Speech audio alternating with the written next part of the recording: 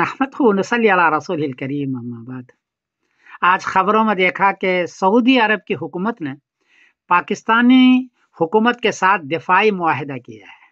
دفاعی معاہدہ کا مطلب یہ ہے کہ اب ان کی فوج یعنی پاکستان کی فوج حرمین شریفین کی حفاظت کرے گی، حکومت کی حفاظت کرے گی۔ مجھے بڑی خوشی ہوئی، میں دونوں حکومتوں کو مبارکباد پیش کرتا ہوں۔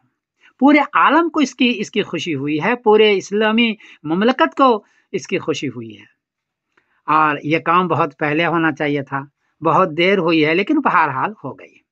البتہ دو گزارش کرنا چاہتا ہوں۔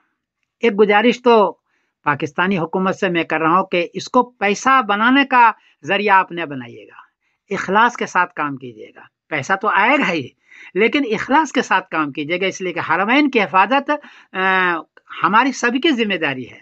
اللہ نے آپ کو اس کے لیے منتخب فرمایا، آپ کے پائلٹ کو اس کے لیے منتخب فرمایا، یہ بہت بڑے اعزاز ہے جو ہے، اس لیے آپ ان کو اپنے دل سے کام کیجیے گا اور پوری قوت کے ساتھ کام کیجیے گا، میری ایک گزارش ہے۔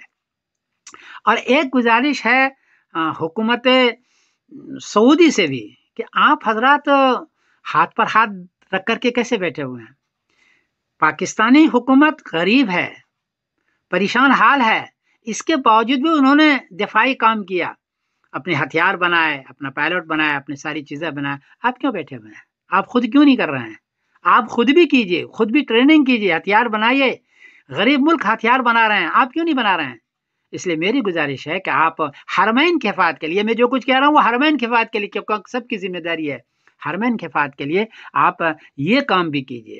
بہرحال آپ نے بہت اچھا کام کیا ہے دونوں ملکوں نے، میں مبارکبادی پیش کرتا ہوں۔ میں سمیر الدین قاسمی بول رہا ہوں، کوئی غلطی ہوئی تو معاف کرنا۔ السلام علیکم ورحمۃ اللہ وبرکاتہ۔